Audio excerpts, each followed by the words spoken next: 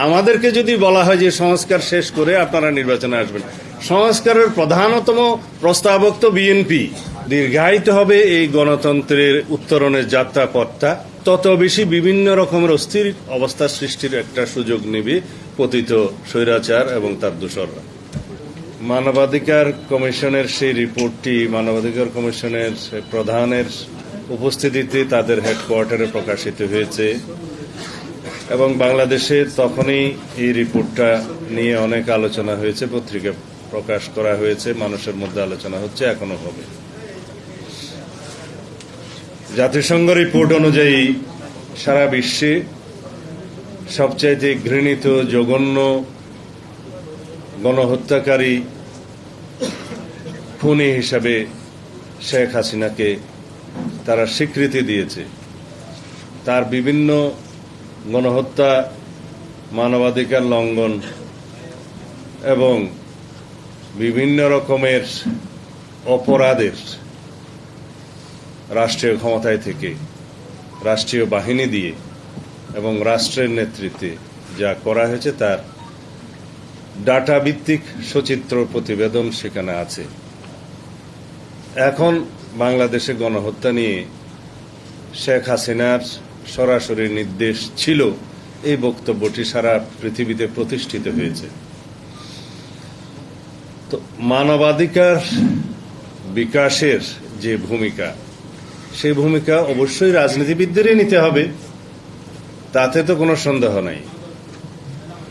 কিন্তু মানবাধিকার প্রতিষ্ঠার জন্য প্রথম যে টুলস, প্রথম যে আইনে হাতিয়ার, সেটা কি?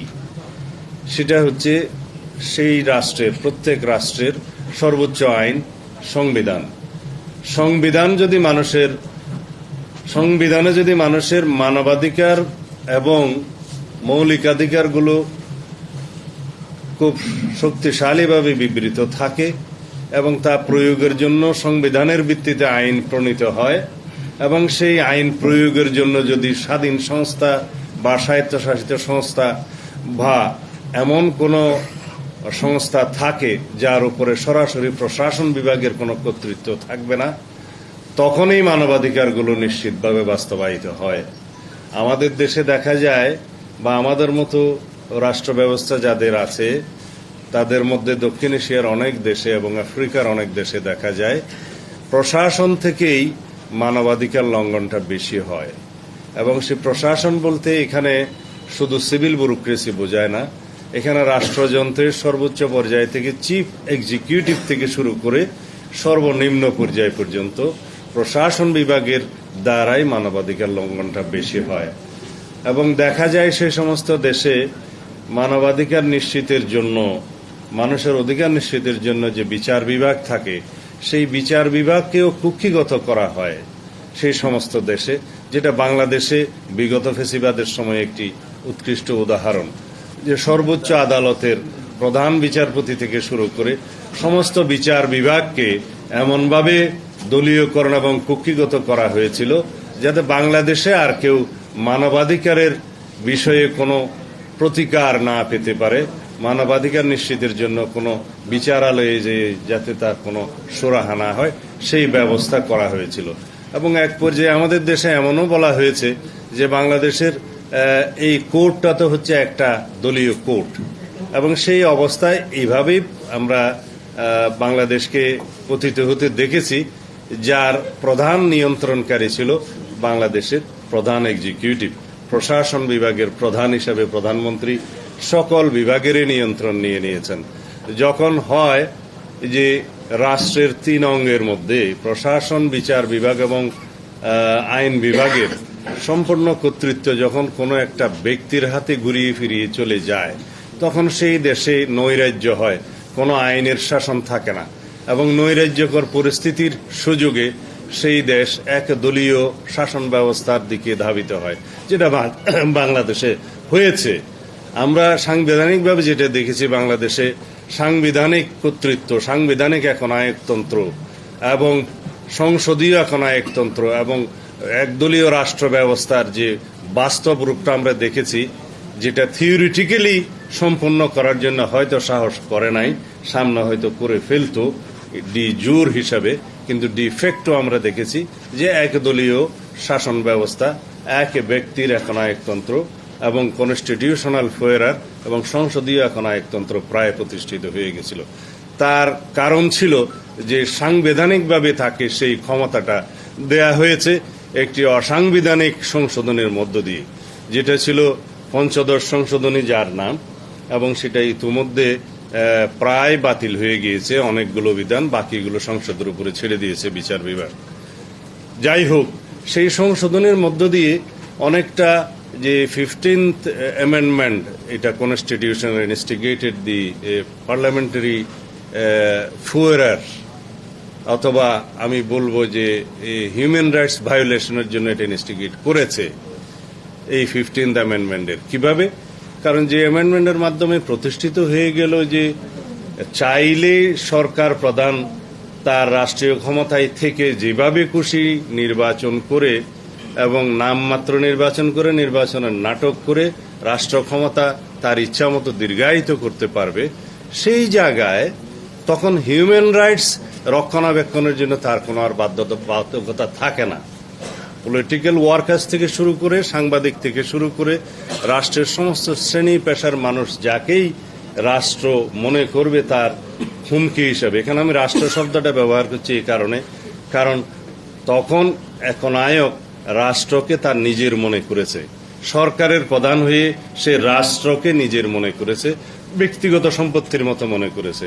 সেই জন্য রাষ্ট্র যখন তার কোনো প্রজাকে বা তার কোনো সিটিজেনকে যখন হুমকি মনে করে, তখন তাকেই যেভাবেই হোক দমনের জন্য হিউম্যান রাইটস ভায়োলেশন করে। এবং সেই হিউম্যান রাইটস ভায়োলেশনের মাত্রা কোন পর্যায়ে বাংলাদেশে গিয়েছিল সেটা জাতিসংঘ এই রিপোর্টটা আপনারা স্টাডি করলে দেখবেন যে এমন কোন জঘন্য মানবাধিকার ভায়োলেশনের তরিকা বাদ ছিল না যেই তরিকাটা তারা গ্রহণ করে নাই, বা তারা যেই তরিকা কি বলে যে অনুশীলন করে নাই। আপনারা শুধু আয়নাগরের কথা শুনেছেন বা আমাদের মুখে আমাদেরকে গুম করার কাহিনী শুনেছেন, ইতিহাস শুনেছেন। যারা মৃত্যুবরণ করেছে তারা তো বক্তব্য দেওয়ার কোনো সুযোগ নেই। যারা আয়নাগরে থেকে উদ্ধার হয়েছে তারা হয়তো ভিজিট করেছে, কথা বলছে বা আমরা কথা বলছি, কিন্তু যাদের কোনো হদিশ পাওয়া যায়নি তারা তো কথা বলতে পারছে না। আপনারা হয়তো আন্দাজ করে নিতে পারেন বা বিভিন্ন রকমের হয়তো আপনারা শুনেছেন বিভিন্ন রকমের বয়ান যে কাকে কিভাবে হত্যা করা হয়ে থাকতে পারে, বাট এক্স্যাক্টলি সিনারিওটা আমরা দেখি নাই। কিন্তু যা শুনেছি তার যদি কিছুমাত্র সত্যি হয় তাহলে বাংলাদেশের মতো এরকম বর্বর জঘন্যতম হত্যাকাণ্ড, বিচার বহির্ভূত হত্যাকাণ্ড, গুম খুনের ইতিহাস হয়তো আফ্রিকার জঙ্গলেও কোনোদিন হয় নাই। সেই রকম একজন স্বৈর শাসক এবং সেই রকম একজন ফ্যাসিস্ট গণহত্যাকারী আওয়ামী প্রধান শেখ হাসিনাকে এখনো আমরা অনুশোচনা করতে দেখিনি।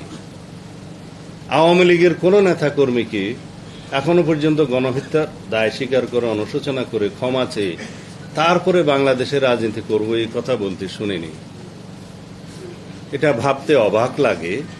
উল্টো তাদের বক্তব্য শুনলে মনে হয় বাংলাদেশের সাধারণ গণ অভ্যুত্থানে অংশগ্রহণকারী সাধারণ নাগরিকরাই যেন অপরাধ করেছে।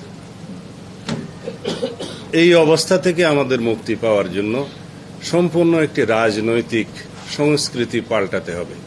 যে রাজনৈতিক সংস্কৃতি হবে বাংলাদেশের মানুষ সানন্দে গ্রহণ করবে ফেসিবাদের বিরুদ্ধে, অগণতান্ত্রিক প্রক্রিয়ার বিরুদ্ধে, যে কোনো রকমের রাজনৈতিক সংস্কৃতির বিরুদ্ধে, যাতে সকল মানুষ আপন করে নিতে পারে সেরকম রাজনৈতিক সংস্কৃতি আমাদের চালু করতে হবে, চর্চা করতে হবে।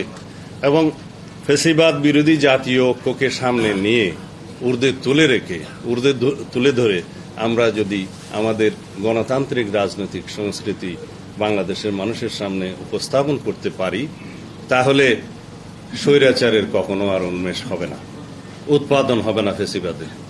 সেই জন্য শুধুমাত্র ফেসিবাদকে আমরা পুলিশ দিয়ে যেন রুখে না দাঁড়াই, যে পুলিশ দিয়ে তাদেরকে রাস্তায় রুখবো, সেটা বিষয় নয়। বিষয় হচ্ছে আপনাকে রাজনীতি দিয়ে রাজনীতিকে অপোজ করতে হবে। রাজনৈতিক সংস্কৃতি দিয়ে মানুষের সামনে বিকল্প রাজনৈতিক সংস্কৃতি উপস্থাপন করতে হবে। তাহলে পরে অটোমেটিক একটা স্বয়ংক্রিয়ভাবেই বাংলাদেশ থেকে ফেসিবাদের সমস্ত ঝাড় রুট সমস্ত শিকড় উপড়ে দেওয়া যাবে। কিন্তু তা যদি না হয়, শুধুমাত্র আমরা গতানুগতিক রাজনৈতিক চর্চা করি, যেখানে মানবাধিকার সমুন্নত থাকবে না, যেখানে নিশ্চয়তা থাকবে না আমাদের মৌলিক মানবাধিকারের, সেই রাজনীতি দিয়ে বাংলাদেশের মুক্তি আসবে না। সেই জন্য আমরা সংবিধানের এমন সব সংশোধনী প্রস্তাবনা এনেছি আমাদের মানবাধিকার সেকশনে এবং হিউম্যান রাইটস সেকশন সহ ফান্ডামেন্টাল মৌলিক মানবাধিকার সেকশনগুলো প্রায় একই রকম উচ্চারণ করতে, যে আমাদের যেগুলো মানবাধিকার সেগুলো অবশ্যই মানুষের মৌলিক অধিকার, আর যেগুলো মৌলিক অধিকার তার মধ্যে অধিকাংশই এখন মানবাধিকার হিসেবে স্বীকৃতি পাচ্ছে। যেমন ইন্টারনেট সেবা, আমি আমার বন্ধুর সাথে আলাপ করছিলাম যে ইন্টারনেট সেবাটা কিভাবে রাইট টু ইনফরমেশনটা মানবাধিকারে রূপান্তরিত হবে বা হয়েছে, সেটা গুরুত্ব কি। তো উনি বললেন যে রাইট টু ইনফরমেশনটা যদি শিওর করা না যায়, তাহলে মানুষের যে কোনো অধিকারের বক্তব্যটা তো কমিউনিকেট হবে না। সেই জন্য এটি ইটস ওয়ান কাইন্ড অফ মানবাধিকার বলা যায়, রাইট টু ইনফরমেশন এবং আমাদের যে তথ্য পাওয়ার বা নেট পাওয়ার অধিকার, এগুলা এইভাবে বর্তমান সময়ে ভোটাধিকার নিশ্চিত করাটাও আমাদের মানবাধিকার এবং মৌলিক অধিকারের অন্যতম, যেটা আমাদের মাঝখান থেকে হারিয়ে গিয়েছিল বিগত সময়ে। তো সুতরাং মানবাধিকারের বিভিন্ন ক্লাসিফিকেশন বা বিভিন্ন রকমের ধরন বা বিভিন্ন রকমের ইনক্লুশন হবে, সময়ের প্রেক্ষিতে বাড়বে, এবং মৌলিক অধিকারের অবস্থাও একই হবে, যে মৌলিক অধিকার মানুষের আগে 5টা ছিল, সামনে 6টা হবে, 7টা হবে, এরকম বাড়তে থাকবে। সমাজের বিবর্তনের মধ্য দিয়ে মৌলিক অধিকার এবং মানবাধিকার এগুলো বাড়তে থাকবে। বাট এগুলো এনশিওর করবে কে, সেই আলোচনায় আজকে হচ্ছে। এনশিওর অবশ্যই করতে হবে রাজনৈতিক নেতৃত্বকে, এবং রাজনৈতিক নেতৃত্ব সেটা বাস্তবায়ন করার একমাত্র ওয়েপন, একমাত্র হাতিয়ার হচ্ছে নির্বাচিত একটা প্রতিনিধিত্বের মধ্য দিয়ে, একটা সংসদের মধ্য দিয়ে, আইন প্রণয়নের মধ্য দিয়ে, সংবিধানের সমস্ত সংস্কার সংশোধনের মধ্য দিয়ে আমাদেরকে সেটা বাস্তবায়ন করতে হবে। এবং আমাদের সেই সার্বভৌমত্বের প্রকাশটা হয় জাতীয় সংসদে, এবং সেই সার্বভৌমত্বের প্রকাশ ঘটানোর জন্য জনগণ নির্বাচিত প্রতিনিধি নির্বাচন করে। কারণ জনগণই হচ্ছে একমাত্র গোড়ায় সার্বভৌম ক্ষমতার অধিকারী এবং রাষ্ট্রের মালিক। তো সুতরাং আমরা সেই সার্বভৌমত্বের কথা বলি, আমরা সেই নির্বাচিত প্রতিনিধিত্বের কথা বলি, আমরা সেই সার্বভৌম সংসদে আমাদের সেই সমস্ত আইন এবং সংবিধান সংস্কারের কথা বলি, যা আমাদের মৌলিক অধিকার এবং মানবাধিকারকে নিশ্চিত করবে।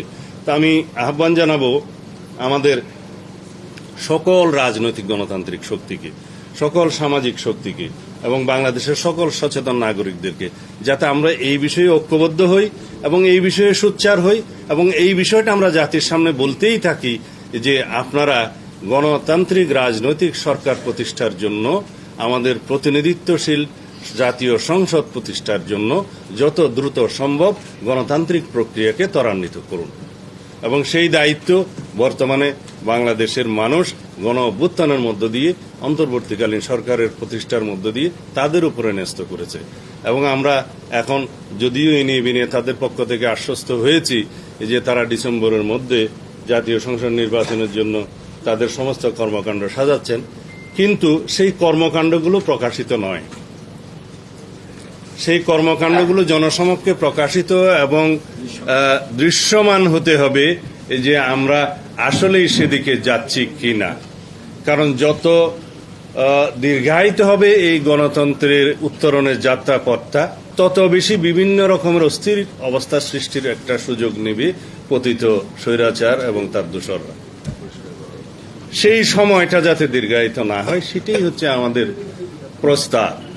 এখন অনেকেই বলে, আমি বিভিন্ন পত্রিকার বিভিন্ন রিপোর্টে, সোশ্যাল মিডিয়াতে পত্রিকা দেখি যে ওনারা শুধু নির্বাচন করছেন এবং সংস্কার ছাড়া নির্বাচন। সংস্কার তো আমরা চাই, আমরাই সবচাইতে আগে সংস্কার প্রস্তাব দিয়েছি।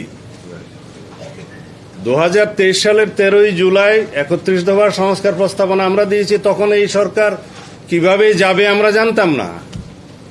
আমরা প্রস্তাব দিয়েছি ফ্যাসিবাদের পতনের পরে আমরা যারা ফেসিবাদ বিরোধী সংগ্রামে লিপ্ত আছি, ফেসিবাদ বিরোধী গণতান্ত্রিক সংগ্রামে আমরা যদি জয়ী হই, তাহলে আমরা সবাইকে নিয়ে সেই সংস্কার প্রস্তাবগুলো বাস্তবায়ন করব। একটি সমৃদ্ধ গণতান্ত্রিক রাষ্ট্র বিনির্মাণের জন্য সমস্ত রাষ্ট্রীয় কাঠামোগুলোকে আমরা গণতান্ত্রিক সংস্কার করব। তো সুতরাং আমাদেরকে যদি বলা হয় যে সংস্কার শেষ করে আপনারা নির্বাচনে আসবেন, সংস্কারের প্রধানতম প্রস্তাবক তো বিএনপি। জাতির সামনে আমরাই সেটা প্রস্তাব আকারে দিয়েছি অনেক আগে, এবং সেই সংস্কার প্রস্তাবগুলোর সাথে বর্তমান যে সংস্কার কমিশনগুলোর রিপোর্ট আছে তার মধ্যে হয়তো কিছু এদিক ওদিক থাকতে পারে, কিছু মিল আছে, কিছু অমিল আছে। সেই বিষয় নিয়ে আলাপ আলোচনা আমরা কন্টিনিউ করতে পারবো, আলাপ আলোচনা চলবে, কিন্তু সেই আলাপ আলোচনাকে আমরা সমাপ্ত করে তারপরে যদি বলি যে নির্বাচন হবে, সেটা তো আনসার্টেন ব্যাপার। সেই জন্যই আমাদের উদ্বেগ হচ্ছে যে সংস্কার যেগুলো নির্বাচনমুখী সেগুলো আমরা চিহ্নিত করি এবং সেগুলোর উপরে আমরা গুরুত্ব দেই, বাস্তবায়ন করি। যে সমস্ত সংস্কার প্রস্তাবগুলো নির্বাচনের জন্য আমাদের আগে বাস্তবায়ন করা দরকার, সেটার ভিতরে একটা জাতীয় ঐক্যমত সৃষ্টি হোক এবং সেগুলো আমরা বাস্তবায়ন করি, এবং আমরা একই সাথে নির্বাচনের প্রস্তুতি সহ নির্বাচনের রোডম্যাপ আমরা প্রদান করি, এবং তার প্রেক্ষিতে জাতি আশ্বস্ত হোক, জাতির মধ্যে একটা অস্থির ভাব আছে সেটা চলে যাক, এবং অর্থনীতির অস্থিরতা চলে যাক, অর্থনীতির সমস্ত সরবরাহ ব্যবস্থা যেন নিশ্চিত হয়। এই প্রস্তাবগুলো আমরা দিয়েছি, কিন্তু এখানে আমাদের যত দিন যাচ্ছে তাতে আমাদের মনে হচ্ছে যেন গণতন্ত্রের উত্তরণের এই যে যাত্রাপথ, এইটাকে যেন আরো বেশি দীর্ঘায়িত করা যায়, সেজন্য কিছু কিছু কূটকৌশল প্রণয়ন করা হচ্ছে।